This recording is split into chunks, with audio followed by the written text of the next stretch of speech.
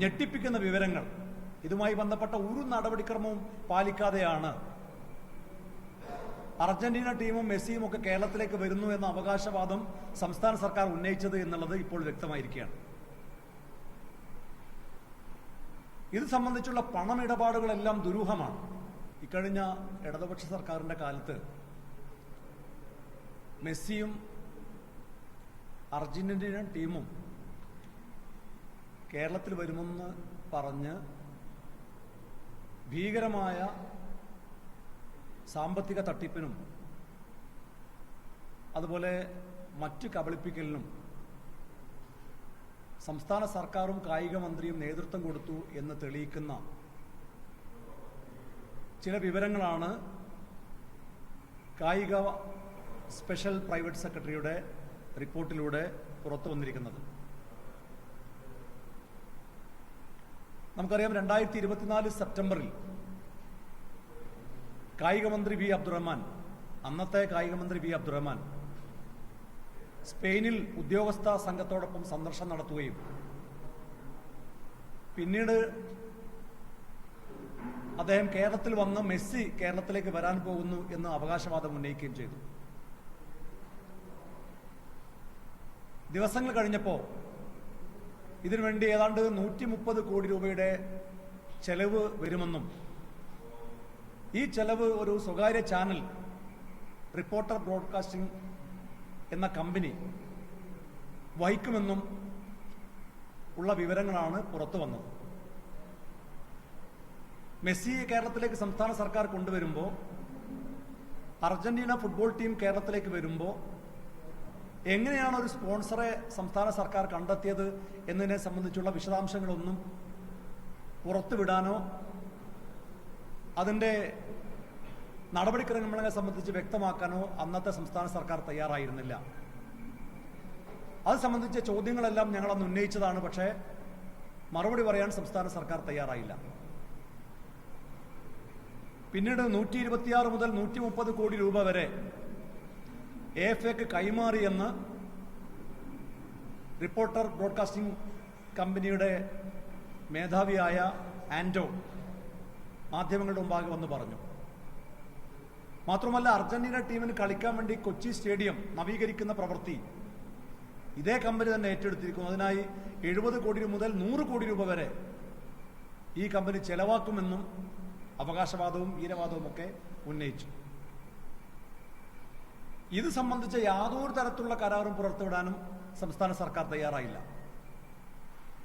പിന്നീട് വലിയ വിവാദങ്ങൾ ഉയർന്നു വന്നപ്പോൾ സംസ്ഥാന സർക്കാർ ഒരു കരാറിന് തയ്യാറായി എന്ന് പറഞ്ഞുവെങ്കിലും നാളിതുവരെയായി ഒരു കരാറിലും സംസ്ഥാന സർക്കാരോ ഈ പറയുന്ന റിപ്പോർട്ടർ ബ്രോഡ്കാസ്റ്റിംഗ് കമ്പനിയോ ഏർപ്പെട്ടതായിട്ടുള്ള തെളിവുകൾ പുറത്തു വന്നിട്ടില്ല.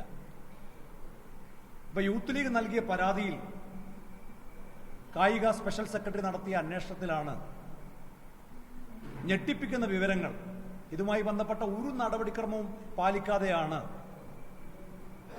അർജന്റീന ടീമും മെസ്സിയും ഒക്കെ കേരളത്തിലേക്ക് വരുന്നു എന്ന അവകാശവാദം സംസ്ഥാന സർക്കാർ ഉന്നയിച്ചത് എന്നുള്ളത് ഇപ്പോൾ വ്യക്തമായിരിക്കുകയാണ്. ഇത് സംബന്ധിച്ചുള്ള പണമിടപാടുകളെല്ലാം ദുരൂഹമാണ്. ഇപ്പൊ ഏറ്റവും ഒടുവിൽ വ്യക്തമായത് ഏതാണ്ട് $300 മില്യൺ 2895 കോടി രൂപ INR ഇന്ത്യൻ രൂപയുടെ തട്ടിപ്പിന് AFAയുടെ പ്രസിഡന്റ് ക്ലോഡിയോ ചിക്കി ടാംബിയയും അതുപോലെ തന്നെ ട്രഷററായിട്ടുള്ള പാബ്ലോ ടൊവിംഗോ എന്നീ 2 വ്യക്തികളും അമേരിക്കയിലെ FBI അന്വേഷണത്തിന്റെ പരിധിയിലാണെന്നും അന്വേഷണം നടക്കുന്നു എന്നുമുള്ള വാർത്തകളാണ് ഇപ്പോൾ ഏറ്റവും ഒടുവിൽ പുറത്തു വന്നത്. മാത്രമല്ല, ഈ AFAയുമായി പണമിടപാടുകൾ നടത്തുന്ന ഒരു തേർഡ് ഏജൻസി ടൂർ പ്രോഡ് എൻഡർ എന്ന് പറയുന്ന ഈ ഏജൻസിക്കെതിരായി അമേരിക്കയിലെ കോടതി സമൻസ് അയച്ചിട്ടുണ്ട് എന്ന വാർത്തകളും ഇപ്പോൾ പുറത്തു വന്നിട്ടുണ്ട്. ഈ റിപ്പോർട്ടർ TV ഏതാണ്ട് $15 മില്യൺ 130 കോടി രൂപ കൈമാറി എന്ന് പറയുന്നത് AFAക്കാണെങ്കിലും അന്വേഷണത്തിൽ ഇപ്പോൾ വ്യക്തമായത് ഈ ടൂർ പ്രോഡ് എൻഡർ എന്ന് പറയുന്ന ഒരു ഏജൻസിക്കാണ്, അമേരിക്കയിലെ ഒരു ഏജൻസിക്കാണ് റിപ്പോർട്ടർ TV പണം കൈമാറിയിട്ടുള്ളത് എന്നുള്ളതാണ് ഇപ്പോൾ വ്യക്തമായിരിക്കുന്നത്.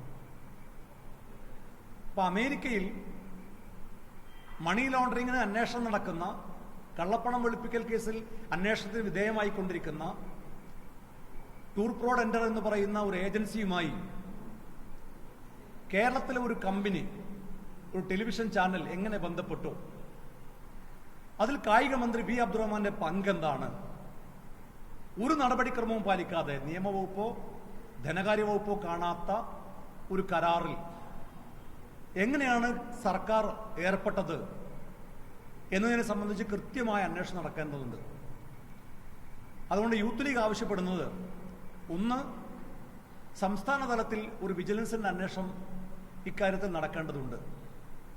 യൂത്ത് ലീഗ് സംസ്ഥാന സർക്കാരിനോട് ആവശ്യപ്പെടുന്നത്, ബഹുമാനപ്പെട്ട മുഖ്യമന്ത്രിയോടും ആഭ്യന്തര വകുപ്പ് മന്ത്രിയോടും ആവശ്യപ്പെടുന്നത്, ഇപ്പോഴത്തെ അന്വേഷണ റിപ്പോർട്ടിന്റെ പശ്ചാത്തലത്തിൽ ഒരു വിജിലൻസ് അന്വേഷണം നടത്തണം എന്ന ആവശ്യം യൂത്ത് ലീഗ് ഉന്നയിക്കുകയാണ്.